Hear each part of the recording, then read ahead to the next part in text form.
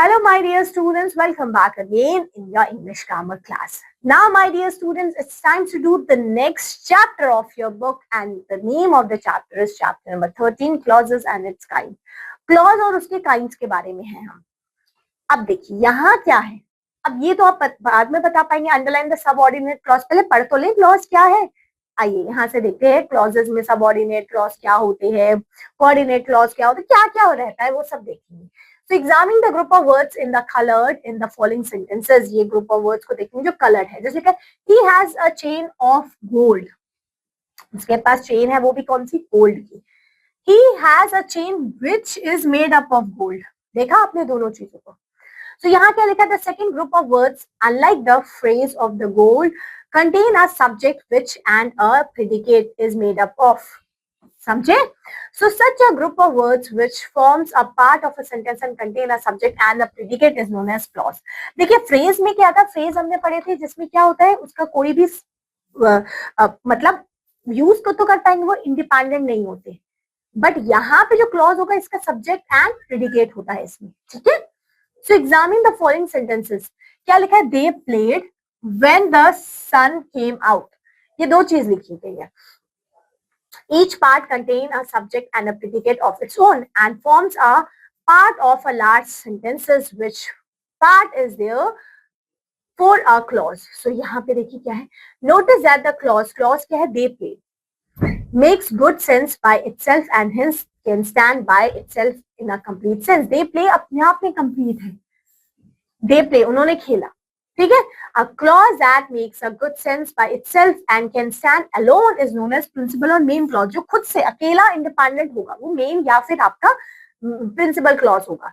This is the clause when the sun came out can't stand by itself and make a good sense. It is therefore dependent on the clause.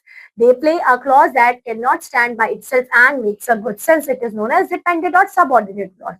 देखिए main clause जो independent है और dependent और subordinate means वो अपने आप में independent नहीं, उसको किसी न किसी की जरूरत पड़ेगी. समझे. So a noun clause is a group of words which contain a subject and a predicate of its own and does the work of a noun. ठीक है. इससे पहले हमने पढ़ा है. Adjective clause क्या होंगे. An adjective clause is a group of words which contains a subject and a predicate of its own and does the work of an adjective.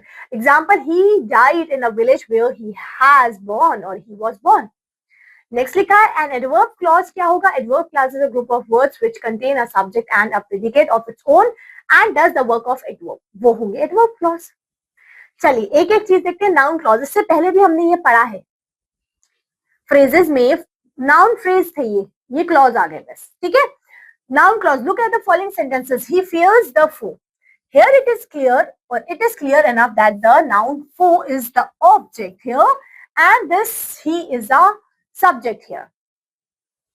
Okay, verb to fear हो गया and he is a subject हो गया. Look at the following sentences. अगर हम देखें, he fears to go abroad. So it is clear that the phrases to go abroad, ये तो आपके पास phrase हो गया.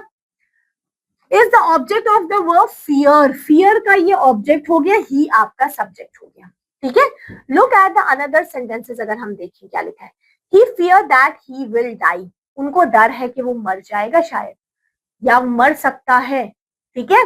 So it is clear that the clause that he will die is the object of the verb fears का ये object है. ठीक है. It is what he fears. It will be seen as the subordinate clause that he will be die. Does the work of a noun in a relation or to the verb fears in the principal clause. He fears. It is therefore a noun clause. देखिए अब कैसे देखेंगे इसमें. सबसे पहले यहाँ देखेंगे. Since a noun clause does the work of a noun in a complex sentence, it can be. देखिए कैसे काम करेगा, क्वेश्चन आंसर से हम देखते हैं. The subject of the verb such as that you should say this is very strange. The object of the transitive verb such as I fear that I shall fail. Next, the object of a preposition such as there is no meaning in what you say. Clear? So यहाँ पे हमने इनको use करना पता होना चाहिए. अब ऐसे ही आपके लिए आगे लिखिए. Look at the noun clause in the following sentences and note that each one of them is used as a subject of a verb. जैसे यहाँ पे लिखा, how such a man could succeed in the mystery to me. How far the new governor will please everybody remains the same. So यहाँ पे ये हमने use किए गए हैं, ठीक है। Look at the noun clause, ये भी सारे आपके नाउन क्लॉजेस हैं, ठीक है। अब यहाँ पे look at the noun clause in the following sentences, use as object as a preposition, in as a object कैसे नाउन क्लॉज यूज किए जा रहे हैं, ठीक है। फिर इस केस में क्या है, look at the noun clause in the following sentences and note that each one of them is used as to complement of a verb of incomplete prediction, ठीक है। सो यहाँ तक हमको ये सारी चीजों के बारे में डिस्कस कर लिया।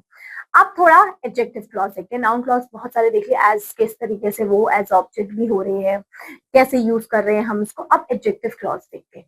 एग्जामिनिंग द फॉलोइंग सेंटेंसेस, ये कुछ सेंटेंसेस लिखे गए हैं जो एडजेक्टिव क्लॉज में है। जैसे लिखा an industrious man is sure to succeed, जो मेहनत वाला है, जो मेहनत करते हैं वो जरूर सक्सीड होते हैं। A man of industrious habits is sure to succeed. A man who has industrious habit is sure to succeed.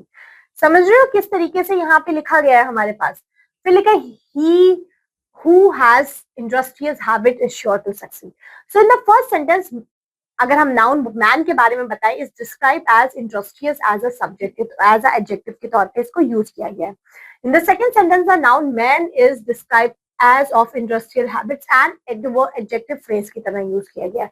फिर थर्ड में as a adjective clause and fourth में एडजेक्टिव क्लॉज के तौर पे हमने यूज किया गया है।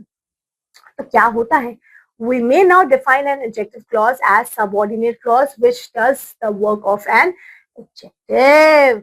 So in the relationship of some nouns or pronouns in the principal clause, इस तरीके से हम इसको यूज करते हैं जैसे यहाँ लिखे गए हैं, दिख रहा है आपको एग्जाम्पल्स की फॉर्मेशन में। सो ये सारे के सारे आपके एडजेक्टिव क्लॉज है, ठीक है। एडजेक्टिव्स क्वालिटीज पता चल रही है। सम नाउन्स, कुछ अदर नाउन्स और प्रोनाउंस भी हमने यूज किए गए हैं इस फॉर्मेशन में। सो ये आप पढ़ लेंगे, ठीक है। आपके लिए अब ये क्वेश्चन सॉल्व करना इजी हो जाएगा, ठीक है। अब एडवर्ब क्लॉज देखते हैं। एडवर्ब क्लॉज किसको कहेंगे? नाउन क्लॉज नाउन से रिलेटेड होगा, एडजेक्टिव एडजेक्टिव, एडवर्ब एडवर्ब से रिलेटेड होगा। एग्जामिन द फॉलोइंग सेंटेंसेस, ये कुछ सेंटेंस लिखे गए, इसको हम देखेंगे। स्टैंड देयर एडवर्ब है ये। फिर अगर स्टैंड इन द कॉर्नर, ये एडवर्ब फ्रेज हो गया। Stand where you can see the blackboard, ये भी आपके पास एडवर्ब हो गया। आपको बता रहे आप कहाँ खड़े हो जहां से तुम्हें ब्लैक बोर्ड अच्छे से दिख जाए, ठीक है। सो इसमें भी हमने इनको यूज किया बस। अब ये देखो एडजेक्टिव फ्रेज को अरेंज किया फॉलोइंग मैनर में, ठीक है। Adverb adverb clause of time, adverb clause of place, manner, formation में ये एग्जांपल्स लिखे हुए हैं, ठीक है। ये सारे एग्जांपल्स आपके उसी के ही हैं, ओके।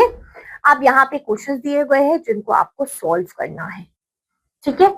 आई एम होपिंग कि आप करेंगे। यस, तो बस ये चैप्टर भी आपका डन होता है। मिलते हैं आपसे आपकी नेक्स्ट क्लास में। Till then bye bye.